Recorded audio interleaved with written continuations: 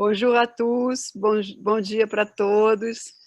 É uma alegria estar aqui de novo com vocês, recebendo pessoas tão especiais. C'est une joie d'être encore une fois avec vous, des personnes très spéciaux qu'on connaît. C'est une joie de connecter le groupe brésilien avec les frères et sœurs do pays. É uma alegria conectar todos esses irmãos e irmãs brasileiros com os outros irmãos de fora do país, que têm já uma experiência. Então, minha alma aquariana está muito feliz. Mon âme de Verseau est heureuse maintenant.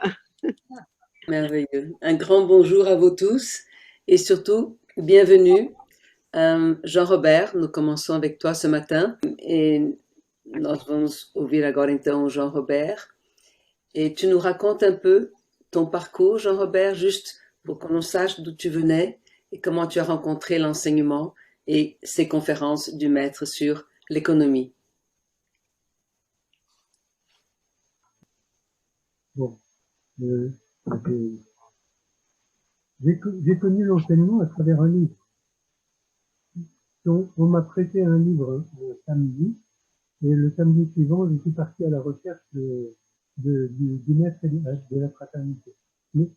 Ele conheceu o ensinamento através de um livro que tinha emprestado para ele, e ele terminou de ler o livro e foi encontrar o mestre e a fraternidade. Alors, je ne savais pas où était la fraternité, où le trouver, etc. Mais j'ai pris ma voiture et je suis parti à la recherche dans l'ouest de Paris. Et après quelques tribulations, je me suis arrêté entre les deux lacs de Ville-Lavray.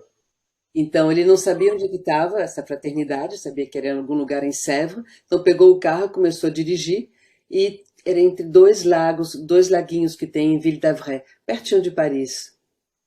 Alors, d'instinct, j'ai grimpé sur la colline et je suis arrivé au sommet de cette colline où je voyais en surplombait une propriété de plusieurs couleurs, du vert, du bleu, du rouge, du jaune, etc. Et je me suis dit, mais où est-ce que je suis tombé? Mais dans quel... Et pourtant, je me suis dit, mais c'est là, c'est là. Ele sabia que estava perto, ele foi no ponto mais alto que podia, começou a olhar e viu várias casinhas de várias cores. Ele disse, onde é que eu tô? Como assim cores? C'était en quelle année ça? C'était dans les années 60? C'était en 1965. Era em 65. Como assim casinhas de várias cores? Que era aquilo? Et alors, quand tu as vu les maisons de toutes les couleurs? Bon, l'intellect a pris le dessus. Je dis, où est-ce que je suis tombé encore? Donc, c'est pas possible, je m'en vais. Donc, je suis parti. Aí ele viu e disse, não é possível, que história é essa de casinhas coloridas? Aí o intelecto falou mais alto e ele foi embora. Et puis, mon chemin, je me dis, c'est pas la peine de partir, puisque c'est là-bas. C'est pas la peine de partir parce que? Parce que c'est là. Parce que c'est là. Pas la peine d'aller chercher ailleurs. Mas aí algo também falou nele, para que ir embora? Não precisa mais buscar, é aqui, eu encontrei. Et qu'est-ce que tu avais trouvé selon toi? J'avais trouvé. Je trouvais là où était l'auteur de ce livre. Ah, ele queria saber onde estava o autor desse livro que ele tinha. Laura, não esquece de traduzir as suas perguntas, amor. Precisa que vá junto com a palavra, senão a gente vai perder muito tempo. Ah, tá. Oui, vas-y. Alors, je suis retourné vers la propriété, j'ai sonné à la porte, personne ne venait. Ele foi então para a propriedade, ele tocou na porta, ninguém vinha. Alors j'ai crié bien, j'ai vu quelqu'un dans le fond du jardin là-bas, j'ai crié bien fort et on est venu m'ouvrir. E ele viu alguém que estava ali, mas ninguém vinha abrir ele. Alors c'est là où on m'a dit, ah, si vous voulez parler, voir le maître, il est en voyage actuellement, mais la secrétaire peut vous recevoir si vous voulez. Mas aí ele acabou chegando e disse, bom, se você quiser ver o mestre, ele está viajando, mas a secretária dele pode lhe receber. Donc, j'ai été reçu par Sœur Stella. Ah, ele foi recebido pela Sœur Stella, uma irmã Stella, que conhecia pessoas na Bulgária e que tinha acolhido o mestre nos seus primeiros meses e anos lá em Paris. On a parlé pendant un certain moment, etc. Elle m'a dit, bon, vous n'êtes pas encore prêt pour venir ici, continuez à lire et téléphonez-moi de temps en temps. Ela era um crânio, essa mulher. Disse, bom, você ainda está meio cru para vir, continue lendo os livros e depois venha ver a gente. Oui, oui madame, etc. Et puis, je le téléphonais de temps en temps, et j'appelais toujours madame, jusqu'à un jour où je lui ai dit, bonjour sœur. E aí, teve um dia que ele chegou para Sœur Stella e não chamou ela mais de madame e disse, bom dia, irmã. Et avec un grand élan du cœur, elle m'a dit, maintenant je crois que vous pouvez venir. E aí, ela, quando viu esse elan do coração do Jean Robert, disse, bom, então agora você está pronto para vir aqui na fraternidade. Ça, c'est fantastique, Jean Robert. Que fantástico, né? Alors, après quelques semaines, le maître est rentré de voyage et je suis venu le rencontrer. Et la première rencontre s'est passée dans la petite pièce qui est en annexe de l'ancienne salle de conférence. Ok, aguarde um segundo. Então, algumas 3 semanas passaram e ele finalmente pôde encontrar o mestre e ele teve um primeiro encontro com ele numa sala pequenininha adjacente a uma sala que depois é sala de conferências. Et là, pour la première fois, je me suis trouvé en face du maître, peut-être même pas un mètre de distance. Então, pela primeira vez, ele estava frente ao mestre, a menos de 1 metro de distância. Et ma première impression, en le regardant dans les yeux, c'est qu'il connaissait absolument tout de moi. E a primeira impressão que ele teve era uma impressão que esse ser conhece absolutamente tudo de mim. Voilà. Et après, disons, le futur a bien démontré que c'était bien ça. E o futuro realmente demonstrou que ele sabia tudo sobre mim, sim. Voilà, mais comment je suis arrivé dans la fraternité. Foi assim então que eu cheguei na fraternidade. Merci, Jean-Robert. Aujourd'hui, nous avons ce livre, non, sur le Verseau et l'avènement de l'âge d'or, et nous t'avons demandé de nous parler de tes impressões sur ce chapitre sur l'économie. Nós estamos estudando esse livro, né, hoje, sobre a Era de Aquário e o advento de uma Idade de Ouro, e pedimos para o Jean Robert falar para a gente sobre o caminho, sobre a verdadeira economia, la véritable économie. Eh bien, j'ai entendu parler le maître de l'économie en conférence la première fois, et ce qui m'a le plus, qui m'a surpris, interpellé en quelque sorte, c'est que le maître a dit l'économie, c'est l'absence de dépenses. Bon, c'est vrai dans le plan physique. Mais pour le maître, l'économie, c'était l'absence de dépenses dans le plan psychique, dans le plan physique, sur le plan de la santé, etc. C'est-à-dire de Pour que je puisse traduire. Attends, Jean-Robert, pour que je puisse traduire. Attends une seconde. O que me surpreendeu muito quando eu ouvi o mestre falar sobre economia, que era realmente, claro, como gastar, né? Como gastar dinheiro. Mas para o mestre, não era só no plano físico, era também no plano interior, no plano psíquico. Isso surpreendeu muito. Dans le langage courant, l'économie s'applique toujours à des choses matérielles. E na linguagem comum, a economia é sempre para coisas materiais. Et pour moi, il m'a fallu un temps pour m'ajuster, pour considérer que l'économie, ça s'appliquait à tous les aspects de la vie. E aí eu demorei um tempo para entender que a economia se aplicava sobre todos os planos da existência. Est-ce que tu étais déjà économiste, toi? Tu étais déjà dans les finances? Économiste, c'est un bien grand mot. En fait, j'ai toujours travaillé dans le monde de la banque. Ele sempre trabalhava no mundo do banco, dos bancos. Et à la fraternité, le maître m'a demandé d'être trésorier de la fraternité. J'ai été pendant 13 ans de son vivant. E ele ficou durante muitos anos na fraternidade sendo a pessoa responsável pelas finanças na fraternidade. Então era o universo dele, o dinheiro. Et à cette époque-là, quand j'ai été nommé trésorier, il y a un frère qui était indigné que j'ai pu être trésorier de la fraternité, qui disait, on a pris un mystique pour trésorier. Pour lui, c'était un scandale. Irmão que ficava assim, mas como é que esse irmão é responsável pelas finanças aqui na fraternidade? Como é que ele pode ser o tesoureiro? Como assim?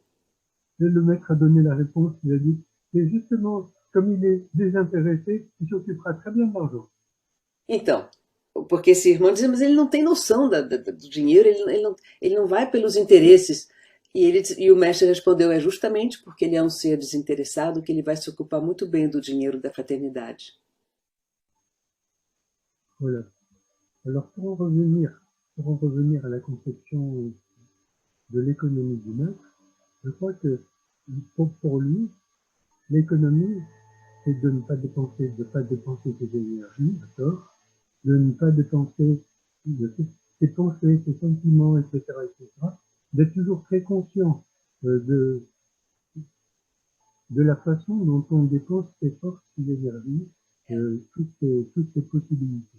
A ideia principal para o mestre, nós temos a consciência de como economizar as nossas energias sobre todos os planos, nunca gastar demais. Il n'empêche que dans le plan matériel, le maître était très sensible aussi à l'absence de dépenses, notamment pour la fraternité.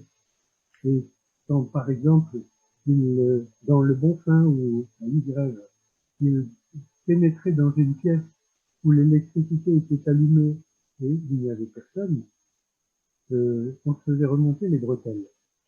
Ele realmente, o mestre, tinha uma noção também, até no plano físico, bem concreta, da importância de economizar. Por exemplo, ele entrava em Sèvres, lá no Bonfim, num quarto onde estava uma luz acesa e não tinha ninguém, aí vinha bronca mesmo. Après ce préalable, que voulez-vous que je vous dise? Então, depois dessa introdução, o que vocês gostariam de ouvir? Pergunta o João Roberto. Alguém tem uma pergunta? Moi, j'ai une question, Jean-Robert. Lorsque toi, par contre, tu étais à la banque, tu avais l'enseignement, comment tu étais considéré par tes collègues? Você, laisse-moi traduire ma question. Quando você estava trabalhando, então, nesse universo dos bancos, mas agora com o ensinamento, como é que os teus colegas viam você? Bon, alors, plusieurs réponses à différents points de vue. Tem várias respostas. Quand j'étais en Côte d'Ivoire, c'est les frères et sœurs de Côte d'Ivoire qui m'ont dit, mais comment vous pouvez travailler dans la banque tout en suivant l'enseignement? Je leur ai dit, mais c'est très simple, hein. Je suis dans le monde, mais je ne suis pas de ce monde. Lá na Costa de Marfim, porque ele trabalhou na África, o pessoal perguntava para ele, mas como é que se pode seguir um ensinamento espiritual e trabalhar num banco? E o João Roberto sempre respondia. Après, il est certain qu'autour de moi, les gens se rendaient bien compte que je n'avais pas leur mentalité. Oui, j'étais avec eux, mais je n'avais pas leur mentalité. Oui, mais laisse-moi juste traduire, attends, je n'ai pas fini. Eu estou no banco, mas eu não sou do banco. Eu não preciso adotar a mentalidade do banco. O João Roberto sempre soube disso, que ele podia navegar nesse universo das finanças sem ser do próprio universo das finanças. Voilà. Il y a aussi un collègue avec qui j'allais déjeuner de temps en temps, qui un jour m'a dit, tu as une apparence très conventionnelle, c'est pour cacher en fait des pensées qui ne te le sont pas du tout. Você, João Roberto, dizia um colega dele, com quem ele saía de vez em quando, você tem uma aparência totalmente convencional, direitinho, como manda o figurino.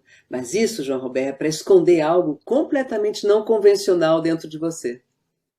É genial, sabe?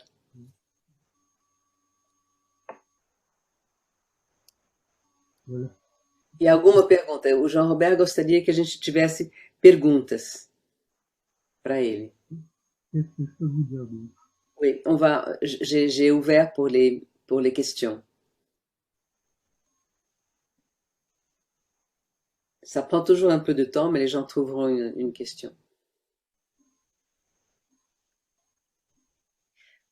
Parce que le maître nous a souvent dit, Jean-Robert, que si nous avons tous nos besoins matériels assouvis, ça ne nous rend pas plus heureux. Tout à fait.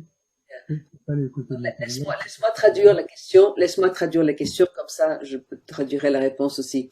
O mestre nos ensinava que, por mais que um ser humano tenha as suas necessidades físicas, materiais, todas ali direitinho, supridas, isso não torna esse ser mais feliz. Alors, si tu peux commenter sur ça. Tu l'as dit en portugais ou bien? Oui, l'idée de si nous avons nos besoins matériels assouvis, cela ne nous rend pas plus heureux. En réalité, je peux vous raconter aussi une petite anecdote. Dans le cadre de mes activités professionnelles, j'allais faire un audit en Haïti entre deux révolutions. Entre duas revoluções, ele foi fazer umas verificações de coisas de banco em Haiti. Et c'est là, des collègues m'ont fait visiter un petit peu tout Haïti, et notamment me fait passer dans un certain nombre de bidonvilles. Ah, e ele então teve na frente, enfim, encontrou várias favelas lá, ele teve que estar, né, fazendo algumas visitas em Haiti. Et ce qui m'a franchement étonné, plus qu'étonné même, enfin plus qu'étonné, c'était de voir la joie rayonnante de la plupart des gens qui habitaient dans les bidonvilles. E aí, o que ele não entendia é aquele rosto radiante das pessoas sorrindo em plena favela, gente, em Haiti, no meio de duas revoluções. Ce qui n'était pas le cas dans les beaux quartiers. E não era o caso nos lugares onde as pessoas com dinheiro moravam, nos bairros bons, não havia essa alegria. Alors pour sortir un tout petit peu du sujet, je raconterai qu'un journaliste avait demandé à voir le Dalai Lama, et quand il a réussi à le voir, il lui a posé cette question. Il a voyagé beaucoup dans le monde et s'est rendu compte que les gens avaient l'air très heureux dans les pays où les gens étaient le plus démunis, et qu'ils n'étaient pas heureux du tout dans les pays où les gens étaient très riches, très à l'aise, etc. E saindo um pouco do assunto, teve um jornalista que ficou famoso que, conversando com o Dalai Lama, perguntou, mas como é que é a felicidade pelo mundo, mestre? E o Dalai Lama disse, bom, nos lugares onde não tem fartura econômica, as pessoas parecem mais felizes. Le Dalai Lama lui a donné comme explication que ceux qui étaient riches n'étaient pas heureux parce qu'ils avaient peur de perdre ce qu'ils avaient. Et ceux qui n'avaient rien, de toute façon, comme ils n'avaient rien à perdre, c'est pas vrai à faire. E o Dalai Lama explica que as pessoas que têm fortunas têm muito medo de perder. E aquelas que não têm nada estão livres de viver. Et je te demande aussi, Jean-Robert, si cette joyeux de vivre, c'est lié à partager ce qu'ils ont, parce que les pauvres, ils ont l'idée de partager plus fort que les autres. Perguntando para ele se a ideia de por que o povo mais pobre tem mais alegria, se ele acha que isso está ligado à ideia de partilhar, de compartilhar. Os pobres têm muito mais facilidade de compartilhar que os ricos, né? Ça c'est vrai. Je crois que ceux qui sont pauvres, ceux qui n'ont rien, sont toujours prêts à partager le peu qu'ils ont. Et ceux qui ont beaucoup veulent toujours en profiter, mais tout seuls. Isso realmente é verdade. Os pobres estão sempre dispostos a compartilhar aquilo que eles têm. E os que têm muito dinheiro, já é mais complicado. Eu acho que o François Smith levantou a mão. François. Attends, ton microphone, François. Tu peux le... Oui, je voulais te demander, Jean-Robert, est-ce que l'économie pour le maître, c'était pas d'augmenter les richesses de vie, mais vie avec un grand V, c'est-à-dire au niveau qualitatif et quantitatif, en utilisant le moins, ou en dépensant le moins d'énergie possible. Parce que c'est pas d'éviter le gaspillage, mais de... François et Jean-Robert, attendez une seconde, je traduis la question. Mas, Jean-Robert, diz o François Schmidt, será que para o mestre a economia não era ter as maiores riquezas, né, internas e prestar atenção a não esbanjar as riquezas outras? Vas-y, Jean-Robert. Oui. Pour le maître, effectivement, l'absence de dépenses, c'était l'absence de dépenses dans tous les domaines. Donc faire le mieux possible avec le minimum de moyens et d'énergie. É fazer o máximo Pour le possível. maître, c'était toujours plus dans Roberto, attends une seconde. Fazer o mínimo possível, desculpa, fazer o máximo possível com o mínimo possível de dispensa, tanto na parte física quanto na parte psíquica. Isso é uma arte, né? Oui? Oui. Continue, Jean-Robert, parce que je t'ai interrompu pour pouvoir traduire, sinon ça devient trop long. Alors, on va faire le maximum avec le moins de dépenses possible. Oui. Je crois que tout est, je crois que c'est la réponse à la question. Oui. Obtenir le maximum aussi, de résultats avec le minimum de dépenses, le minimum d'énergie, le minimum d'efforts. C'est comme ça que j'ai compris la question. oui, et pour augmenter les vitesses de vie, les qualités de vie ou les richesses de vie au niveau physique, psychique et spirituel. Para aumentar as qualidades de vida. L'exprimez pas comme ça, mais c'est bien ça dans ce sens-là. É bem nesse sentido, para que a vida possa crescer. Oui, Valérie? Attends, là, on n'entend pas le son. Toujours pas? Non. Ok. Voilà, maintenant oui. Oui, en écoutant les échanges, il me vient aussi à l'esprit que le maître dit souvent que lorsque l'on donne, c'est ça un paradoxe, un divin paradoxe, j'ai envie de l'appeler. Plus on donne, plus on s'enrichit. E também o mestre dizia, Donne plus on reçoit. quanto a gente dá, mais a gente se enriquece. C'est l'image des singes auxquels on jette des oranges. Donc, oui, je peux finir. Donc, il disait c'est ça, que en fait, quand on a une vie divine et une vie spirituelle, et quand on vit dans une fraternité ou dans une collectivité, plus on donne et plus on s'enrichit. C'était ça. Quanto mais a gente dá, mais a gente se enriquece, principalmente numa fraternidade. Isso era uma coisa que o mestre dizia. Tu peux commenter, Jean-Robert?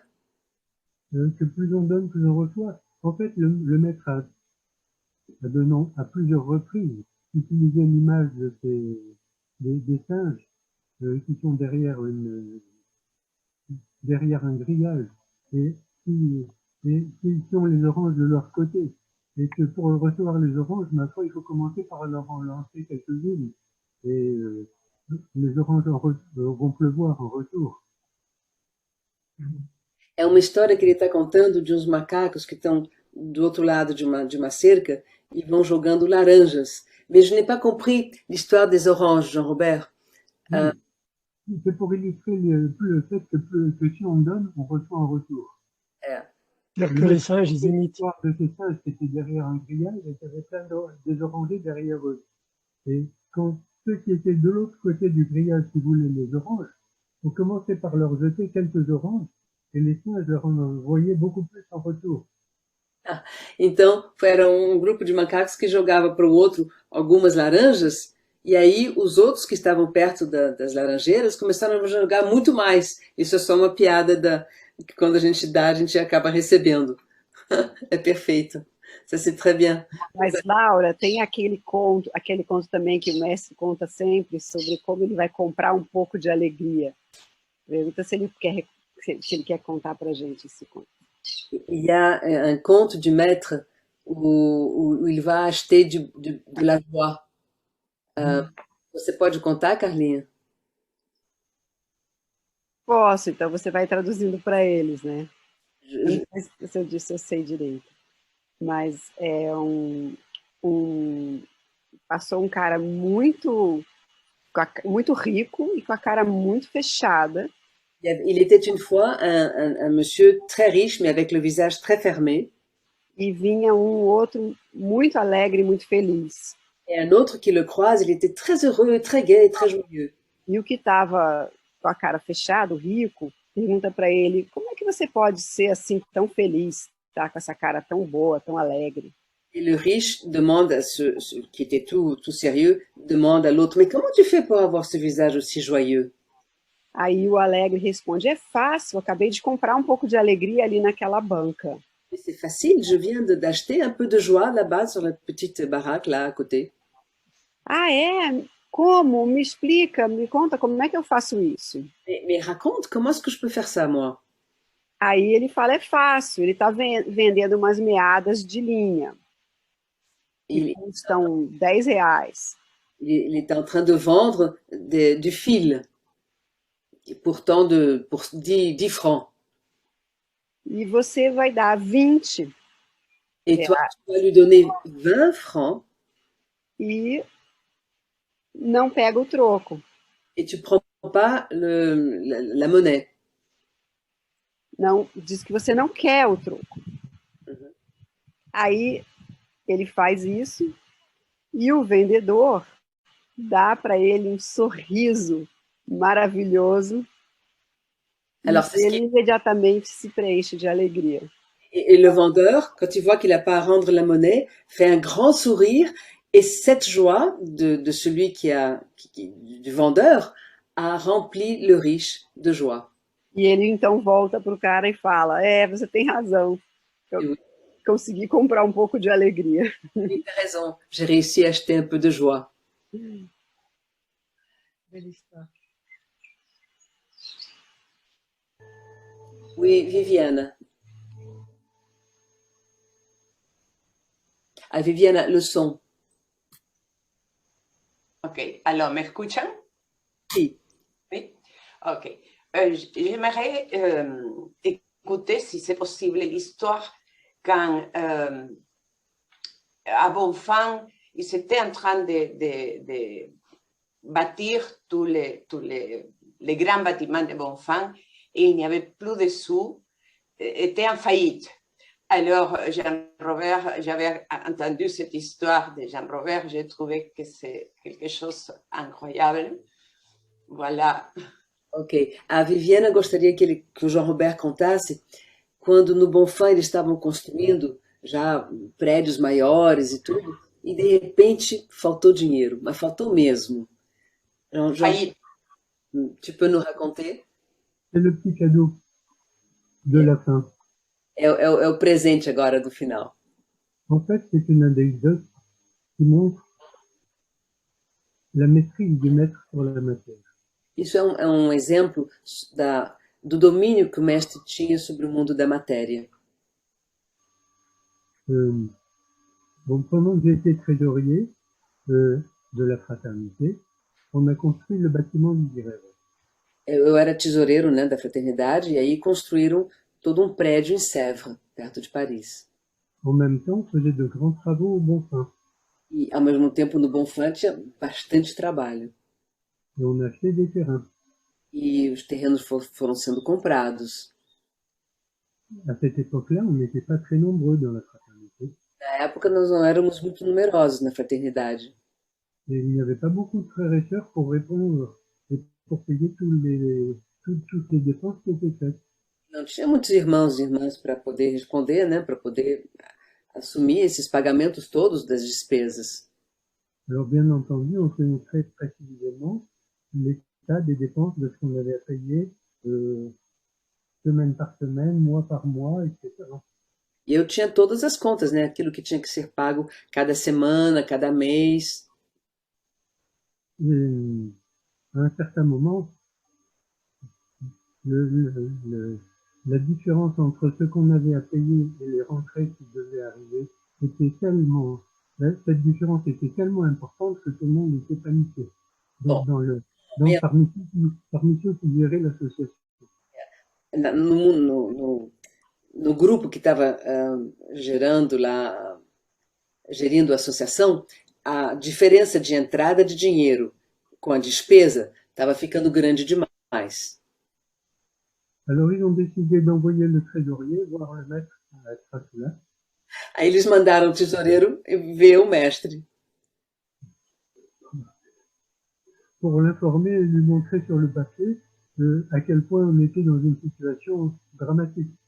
E aí era para mostrar para o mestre ali no papel, né, preto sobre o branco, como é que a situação estava dramática. Alors, je quitte Paris par le train de nuit. Então ele sai de Paris de trem de noite, de Paris para o Gonfin. Je laisse la pluie et le brouillard à Paris et j'arrive au pied des Pyrénées avec un soleil bleu ravissant, une neige resplendissante et le panorama des Pyrénées qui s'étale au loin. O mestre, na época, estava nos Pirineus, onde ele tinha uma residência, então ele deixa a chuva e a neblina de Paris para trás, né, toma um trem de noite, chega nos Pirineus, aquela visão maravilhosa daquelas montanhas, o céu azul. On me dit que le maître me recevra le lendemain matin. E aí me dizem que o mestre ia me receber no dia seguinte de manhã. Le lendemain matin, le maître me reçoit à l'extérieur, il y avait un soleil resplendissant. E o mestre me recebe fora, estava um sol esplêndido de manhã.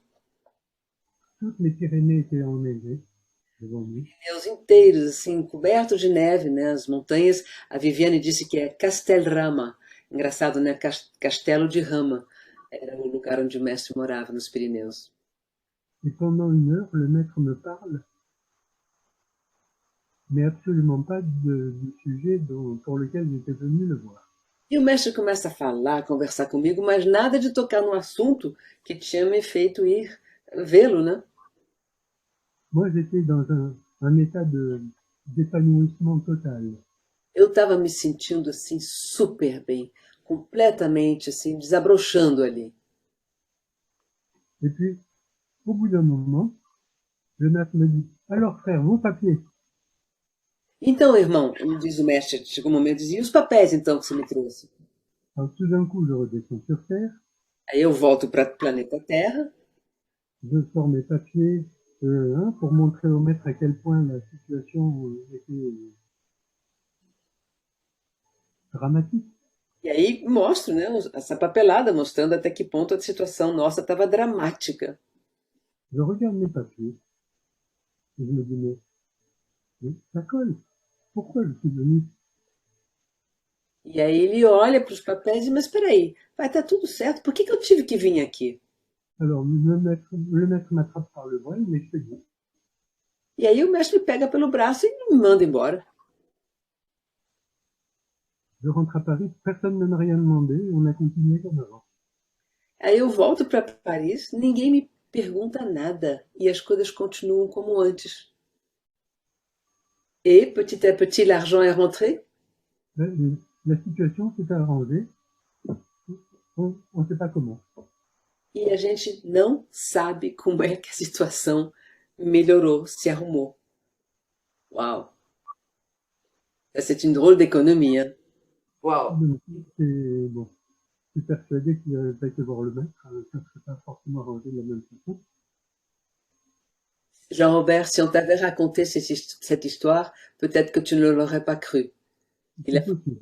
Vivre toi. Bon, à la limite, un peu de la folie de le raconter. É uma coisa meio estranha essa história. Eu estava dizendo para ele, se tivessem contado isso para você, não sei se você teria acreditado. E eles uma folia, uma loucura tudo isso. Mas aconteceu assim. Donc, ce qui montre bien que le maître avait un pouvoir sur la matière, et bon, on est aperçu à d'autres circonstances aussi. Nós nos demos conta muitas vezes desse poder incrível que o mestre tinha sobre a matéria. Oui, Valérie. Oui, tu m'entends? Vous m'entendez? Oui. Il y a un autre élément qui me vient aussi à l'esprit, c'est que quand le maître parle d'économie, il dit aussi, il parle des talents, nos talents, et de savoir faire fructifier ces talents et ne pas les mettre sous terre, c'est-à-dire ne pas vouloir économiser son énergie ou quelque chose quand on a des talents, et au contraire les partager, les faire fructifier avec la collectivité ou avec en soi-même. A Valérie está lembrando que o mestre falava também dessas riquezas, desses talentos que nós temos. E é toda uma. Como nós temos a obrigação de desenvolver esses talentos, não deixá-los enterrados. E, inclusive, fazer frutificá-los para poder distribuir esses talentos que cada um de nós tem, né? Oui, ça c'est super. C'est une dimension importante de l'économie. É uma dimensão importante da economia. Alors, tu as été aussi, pendant très longtemps, avec Prosveta. Et tu as vu, Jean-Robert, comment les livres se vendent dans le monde, n'est-ce pas? Et dis-nous un peu comment tu vois cette situation maintenant de Prosveta.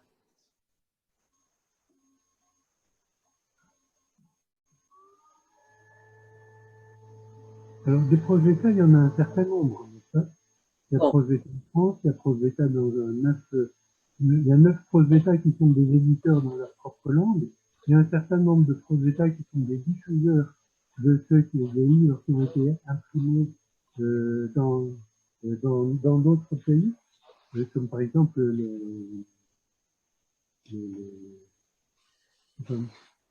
pour la langue allemande, il y a plusieurs pays qui vendent des livres en allemand, mais il y en a Jean-Robert foi diretor durante muitos anos de toda a Prosveta, que é a casa que publica os livros do mestre. Mas ele diz que agora são muitos, né? Tem pelo mundo inteiro, em várias línguas e várias associações que publicam os livros do mestre. Mais comment vois-tu les ventes des livres du maître de par le monde?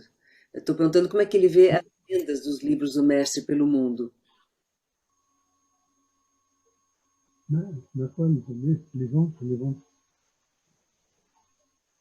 Les ventes se font dans un certain nombre de pays. Les livres sont traduits dans une cinquantaine de langues, publiés dans pas tout à fait autant, mais enfin traduits déjà dans une cinquantaine de langues. Os livros são traduzidos em umas 50 línguas, então vão se vendendo pelo mundo afora, né? Et je pense qu'à partir du moment où les livres sont publiés dans certains pays, le maître peut travailler sur l'âme, peut travailler sur les personnes de ce pays. E à medida que os livros vão sendo vendidos em certos países, o mestre vai podendo trabalhar sobre as almas das pessoas desse país. Donc la politique de Prosveta, c'est de continuer à traduire les livres dans toutes les langues, dans des langues nouvelles, et bon, essayer d'amener à l'enseignement des personnes nouvelles dans tous les pays. E a política da Prosveta, né? Então, é de continuar traduzindo o livro no maior número possível de livros, no maior número possível de línguas, para que as pessoas possam estar em contato com o ensinamento. C'est un processus qui est relativement lent, mais qui est continu. É um processo que é relativamente lento, mas é contínuo. Tu nous avais dit combien de livres se vendaient par heure de par le monde, à un moment donné. J'ai oublié. Mais bon, d'après les dernières statistiques que l'on avait, on vendait à peu près 150 000 livres de maître par an. 150 livros por ano são vendidos, uma das últimas estatísticas. 150 mil livros do mestre vendidos a cada ano. E para o João Robert, nunca é suficiente. Ce qui peut paraître relativement faible, mais les livres du maître se vendent avec une belle constance depuis des décades. On peut dire que les livres du maître sont des long-sellers et non pas des best-sellers. Un best-seller, c'est un livre qui peut se vendre à 500 000 exemplaires en quelques jours, en quelques semaines, etc., et qu'on a oublié 3 mois après. Le livre du maître, c'est quelque chose... Attends. os livros do mestre não são best-sellers, que vendeu assim muito em pouco tempo e todo mundo esquece. É long seller, vai vendendo bastante, mas ao longo de muito tempo, para sempre. C'est pour toujours qu'ils se vendent les livres du maître. C'est ce que l'on croit, on travaille pour ça. Et Et dans la plupart des pays du monde, on travaille pour l'avenir, c'est-à-dire qu'on se prépare, on fait des traductions, on met les traductions en instance pour que le moment où on pourra les diffuser sur une grande échelle. A gente vai trabalhando sem parar, se preparando sempre para o futuro, traduzindo cada vez mais livros, com traduções mais e mais disponíveis para mais pessoas. Il y a déjà eu des pays dans lesquels on estimait que, bon, on faisait des traductions, on les mettait de côté, il ne se passait rien, etc., etc. Et puis, après, tout d'un coup, quand il y a eu une ouverture, on a pu publier très rapidement un certain nombre de livres. Parce que les traductions, tout était prêt. As traduções se fazem pouco a pouco, mas de repente tem várias prontas, e aí pode haver uma divulgação maior. Voilà, donc on continue à se préparer pour pouvoir publier les livres du maître, à peu près dans le monde entier. E a gente continua se preparando para que haja livros do mestre simplesmente no mundo inteiro. Alors on travaille bien entendu avec des profs d'État, avec des frères et sœurs, mais aussi avec des éditeurs extérieurs, comme vous le savez bien aujourd'hui. São às vezes editores à parte, como na Samambaua aqui no Brasil, às vezes são irmãos e irmãs que fazem traduções, qui vendent. Et nous avons une bonne pénétration en Inde maintenant, n'est-ce pas? Où ça, pardon? En Inde. En Inde, oui. En Inde, on a publié, je crois, on a publié des livres en anglais, les mêmes que ceux que nous publions nous-mêmes en France. On a publié des livres en Malayan. En Malayalam, ça c'est dans le sud de l'Inde, au Kerala, et des livres en hindi à New Delhi. Na própria Índia, vários livros estão sendo publicados, muitos em inglês, claro, mas também o dialeto do sul da Índia, que é o Malayan, a língua, e il y a des photos merveilleuses des livres du maître dans les marchés arabes, dans les marchés en Égypte, en Inde. Oui, ça fait chaud au cœur de voir que les livres de maître se répandent quelquefois dans les endroits les plus inattendus, mais en fait, les plus naturels. Tem uns lugares, ele já mostrou umas fotos para a fraternidade de uma pessoa no Marrocos ou no Egito, num mercado daqueles grandes, o souk, e aí uma mulher lendo o livro do mestre. Quer dizer, são lugares inesperados, onde você vê essa pessoa com um sorriso, lendo um livrinho do mestre, daquela coleção dos pequenininhos. Il y a aussi un livre de pensée quotidienne qui a été traduit en arabe, publié par un éditeur extérieur au Liban, et cet éditeur participe à tous les salons du livre dans les pays arabes. Donc cette pensée quotidienne peut toucher le public dans tous les pays arabes, même ceux qui sont particulièrement fermés à au monde extérieur. Editor que publicou os pensamentos do dia em árabe, e essa pessoa vai em tudo quanto é feira do livro no mundo árabe. Então são pensamentos, né, cotidianos do mestre qui estão chegando nesse mundo árabe. Et nous avons avec nous Uriel, qui fait un travail énorme avec les livres du maître en hébreu, n'est-ce pas, Uriel? Tu nous mets tu nous mets le micro, on ne t'entend pas, Uriel. Attends, il faut débrancher, enfin, ton microphone est fermé, Uriel. Aïe. Voilà, ça va. Bonjour, merci de m'inviter à cette réunion. C'est vraiment gentil de votre part. Je suis très heureux. Eu estou muito feliz de estar convidado nessa reunião. Obrigada. Et pour le livre en Israël, mais il y a aussi Jean-Robert qui nous a aidé beaucoup.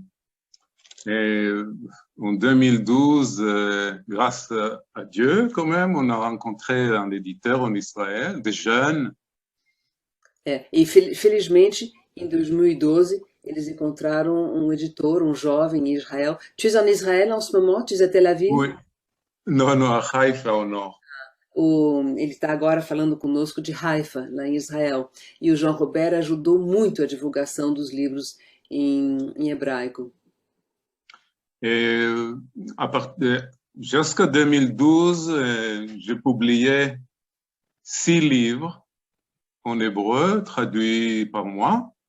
Et depuis, avec l'aide de cette édition Chad Keren de Tel Aviv, nous avons, aujourd'hui, on arrive au 15e volume.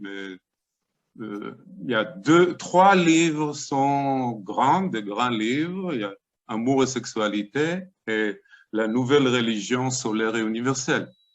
Então, um segundo. Até 2012, eram uns 6 livros que ele próprio, o Uriel, tinha traduzido e que tinham sido publicados em hebraico. Mas desde 2012, graças a esse editor, agora já tem uns 15 livros traduzidos, inclusive dos grandes Amor e Sexualidade e a Nova Religião Solar e Universal.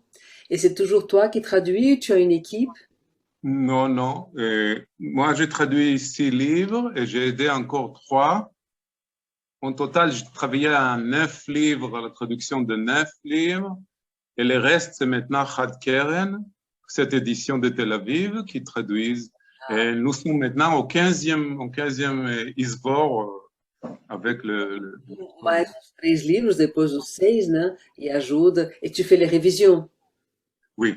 Ele faz as revisões, mas agora é o próprio editor em Tel Aviv que faz. Mais ça, c'est une grande victoire quand même. Et nous avons aussi une distributrice, une sœur très dévouée depuis 6-7 ans, qui nous aide à distribuer les livres en arabe. Et il y a de bons résultats. Tem uma irmã que ajuda a distribuir também os livros em árabe. Les livres en arabe en Israël? Ah oui. Yes! Poxa, essa foi forte. Livros em árabe em Israel. É uma irmã super dedicada que ajuda nessa divulgação. Ah, Jean-Robert, un grand merci parce que cette histoire que tu nous as racontée de Castelrama va nous aider beaucoup ici au Brésil. Oui, parce que maintenant, on vient de créer un centre et je voudrais partager un peu des photos avec tous les groupes, si tu veux. Oui. Você traduz, Carlinhos, o que você disse? Sim, eu falei para ele que a Laura falou que essa história do centro, do dinheiro, né, que ele contou, vai ajudar muito a gente aqui. E aí eu falei que sim, porque a gente acaba de abrir um centro, né? E eu queria mostrar umas fotinhas para vocês do espaço, lá de como é que tá, tudo bem? Todo mundo concorda? Très bien, donc on va voir quelques photos du centre fraternel. Clé essentielle. Só que eu não sei se é que eu faço, Igor, para partilhar a tela, tem como? On va faire un peu de share screen. Para quem chegou depois, eu quero dizer para vocês que o João Robert está conversando com a gente desde o Bonfim. Está havendo um congresso agora, e vai até a Saint-Michel, né, que é no final agora do mês, e nós estamos agora com essa alegria de ter alguém do Bonfim conversando conosco. Voilà. Bom, a parte boa é que lá todos os chalés têm vista para o amanhecer. É uma casa sede com 9 chalés. Alors, il y a une maison plus en bas qui est une maison où on se réunit pour manger, pour les conférences, mais il y a 9 petits chalets et tous ont vue sur l'est. Vai traduzir para ele. E todos os chalés dão para o nascer do sol. Uhum.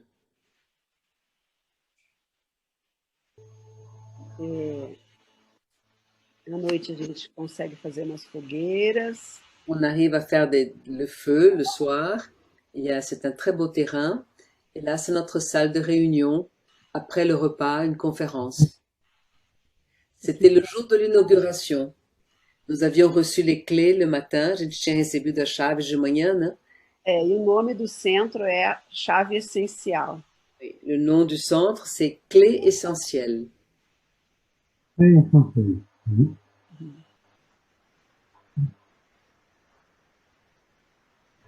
Alors, nous avons des amis quadrupèdes. Ah, Et il y a un terrain au-dessus des chalets où nous pourrons construire une vraie grande salle. Notre oui, bibliothèque, pour la musulmane, Voilà. Essa é a nossa biblioteca. lá. Ah, Mhm. il y a E a cozinha. Wow. une belle cuisine. une lareira gostosa, il y a un bon feu de cheminée le soir. Et nous avons une piscine, bien sûr. Et ce centre est situé très proche de plusieurs chutes d'eau. Il y a un grand volume d'eau qui Ah passe. oui, Il est de quel côté, Laura? Ah, ele continua. Le terrain et à la frontière. Pessoal, Il est entre Rio de Janeiro et São Paulo, un petit peu plus proche de São Paulo, à la campagne.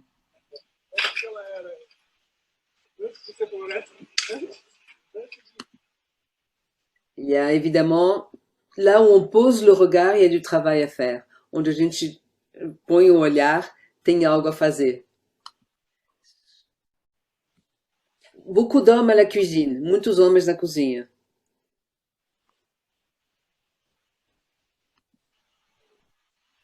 Et déjà, une prof de panorhythmie est avec nous. ah, ah.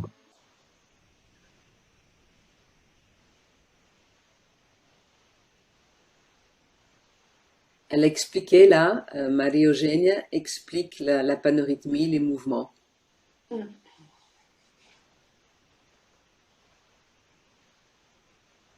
et on a, bien sûr, beaucoup de bébés. Ah oui, les bébés, ça vient avec le territoire. Des bébés qui font connaissance. Voilà. Alors, nous avons beaucoup de personnes dans notre groupe qui s'intéressent de très près à tout ce qui est l'agriculture. Et Adolphe est une de ces personnes, le mari de Carla. Nós temos no nosso grupo bastante pessoas que se interessam pela agricultura, né? É, e bastante trabalho. Estamos precisando de todos que quiserem vir se juntar a nós. Alors, tous ceux qui veulent venir nous rejoindre, nous avons besoin de bras, de têtes et pas mal de travail. Aqui as montanhas. Et ça, c'est la vue. La vue, en général, c'est très vallonné. E a quantos quilômetros a gente está do mar? A uns 100 quilômetros? Nem isso. Ah, São não, 70 quilômetros de Paraty. 70? Nous sommes à 70 kilomètres du bord de mer. Nous sommes en hauteur, c'est 900 et quelques mètres d'altitude, mais il y a une route et en 75 kilomètres, nous sommes littéralement dans un charmant village au bord de la mer. Voilà la maison principale, là où nous avons les conférences pour le moment. Donc, c'est ça. Encore beaucoup de travail. É isso. Bravo, Muito trabalho. bravo, bravo, c'est magnifique. Ah, et Valérie está dizendo que é magnífico. Le maître a dit qu'il aurait des charters pour venir au Brésil. Hein? N'est-ce pas, Laura? Oui, o mestre me disse um dia que haveria aviões alugados, charters, para vir da Fraternidade da Europa para o Brasil. Il m'a dit, ne vous en faites pas, sœur, un jour nous aurons des charters pour aller au Brésil. La fraternité aurait des charters. Ça fait longtemps qu'il m'a dit ça. Nous Ouais. sommes presque prêts. A gente está quase pronto para receber. Ok? Nous sommes presque prêts. Ah, então estamos quase prontinhos para receber. Bientôt. Pour l'instant, nous sommes prêts à recevoir les aides des personnes qui veulent venir et participer avec nous à ce début. Viviana, toi, tu es assez proche, donc tu peux venir très vite.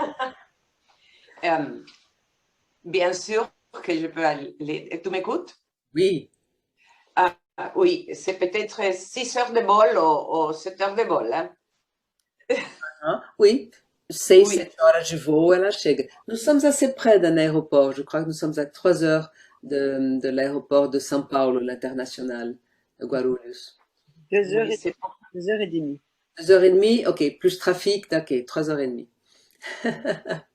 Laura, tu sais que nous sommes allés au Brésil il y a 2-3 ans avec John.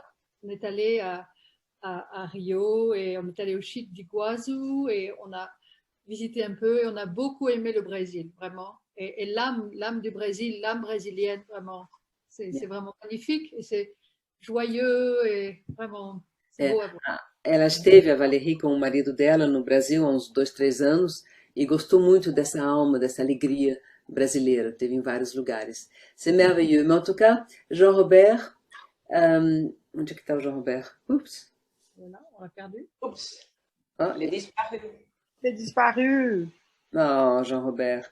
Bom, fica aqui o nosso agradecimento ao Jean-Robert. Et maintenant, nous accueillons frère Uriel, n'est-ce pas?